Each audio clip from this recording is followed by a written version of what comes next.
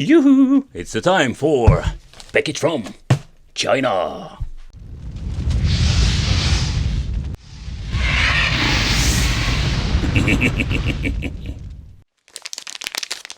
Hey guys, welcome back to the channel. It's awesome that you're tuning in. So in this video I want to take a close look at this special Mega Drive 2 cartridge. So I picked it up from AliExpress and I was really curious what this thing is all about. So the only thing I can figure out maybe already, that this thing is just a flash card. And guess what? It is. But what I find quite interesting, and that is not this thank you card that I got from the seller, nope. It is that this cartridge itself comes with an old kind of style cartridge shell. And here you can see already, here we're going to get a very big gap, and normally we're going to use normal SD cards. I have seen it in the previous models. But what are we going to get with a flash card, and what is it with the compatibility? Is this thing only for the Mega Drive 2, or can I also use it for different systems? And is it something special, or is it another flash card that we have seen from AliExpress? Okay, so the first thing that we need to test out, how will it fit in the cartridge slot itself? Okay, it fits very well. I did have a lot of issues with some of these cartridges back in the day. They almost need to rip them apart from the system, but that is not the case over here. So I'm curious, let's boot it up and let's see what are we going to get. Okay, so the main menu already showed me that this is just an old version, and because to be honest, I'm slightly disappointed. Okay, so when you're looking at the main menu itself, it's quite disappointing. And the reason I'm saying this is because this is the first generation of, let's say, flash cards that you can get from AliExpress. So first what you're going to get is the option menu. Here we have the hard reset, some options here we can set up. For example, region free option. Then we're going to get the cheat option, and here we're going to get a toolbox that also shows, for example, with your device information. Here you can see I'm using the UPAL console and of course the Mega CD, the European version. So when it comes to this, let's say, functionalities, it's quite, let's say, disappointing. And then we're going to load up, if you want to load up files or you want to load up your folders, you can do it fairly easy. But let's take a close look how fast it will load up the games. Okay, so I just wanted to try out a big game. This is a 3 megabyte game. So first what I needed to do is erase the file itself. It takes quite a long time. And it's finally done erasing the chip.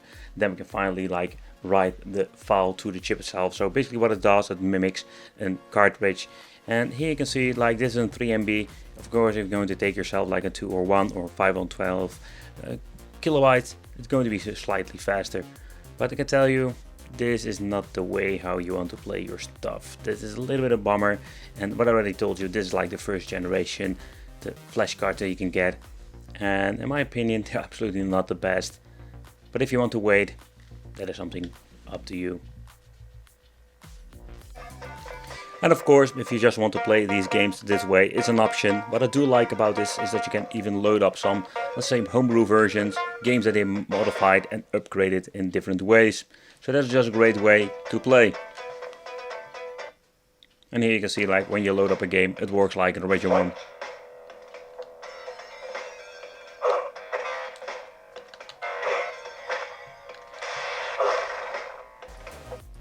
Okay, so next up, what we're going to try out is if we can use this thing with the Sega 32X, because that would be a very cool option. So let's try that one out.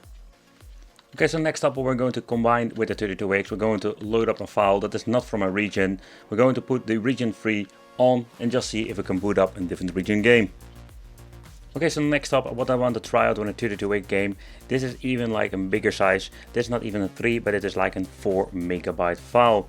And when it comes to these cheap devices, it's highly possible that it's limiting. They only can play a certain, let's say, size of Mega Drive games or 32X. So that's what we're going to try out. And let's see if it's going to be copying the full file and if we can boot up the game. Okay, so the magic of editing, and it is almost done. So let's see if it will boot up the game file. It says ROM type Mega Drive, so it doesn't really recognize 32X files separately. Alright, let's see if we will boot up the game. And it seems to be that the game is compatible even with the bigger sizes.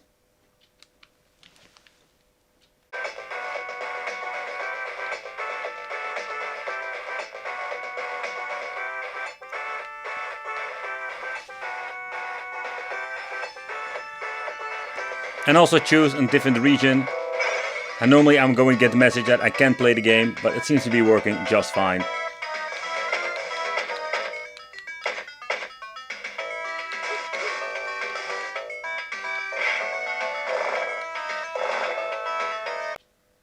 But sadly, the region lock seems to be not working for every single game.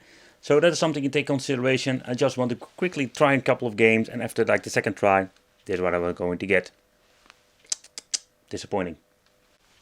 Okay, so if you want to play your Sega CD games, what you needed to do is turn it off, pull out the cartridge, turn this machine on, and it will boot up into the Mega CD, as you can see over here. But there was another great feature of this device. What you can do is basically load up different kind of BIOS files. So if you want to load up, let's say, play some Japanese games, and you want to have different regions, there is another way to do so.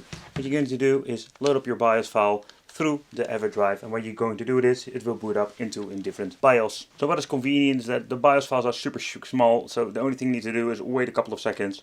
There's almost an instant boot, and then you can see we have the Japanese version, so it's pretty damn awesome. But I think it's more convenient compared with the Mega CD one. With the Mega CD one, you need to press the reset button to actually boot up a game, or better said, put it in and boot up a game.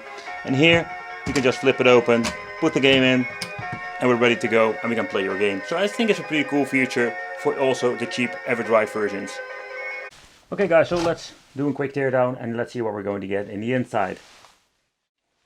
So when it comes to these EverDrives, there's always the question what are you going to get. So with some of them you know what you're going to get, and yeah, this is one of those examples. I have no idea like what you're going to get. There is even not a label on it. But I was just curious, what are we going to get in the inside?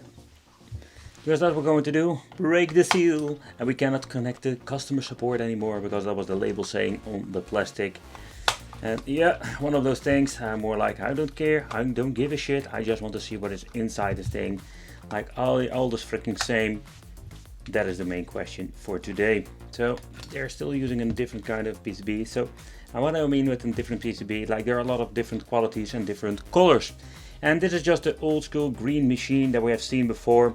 And here you can see like, whoa, the quality control is always so very bad. Look at the glue that is on here. But they are using the Altera Max 2. It's the same kind of chips. I cannot even read what's on here because there's so much filth. The only thing that I think that they just improve is the slot itself. They switched to micro SD. I have no idea why they did that.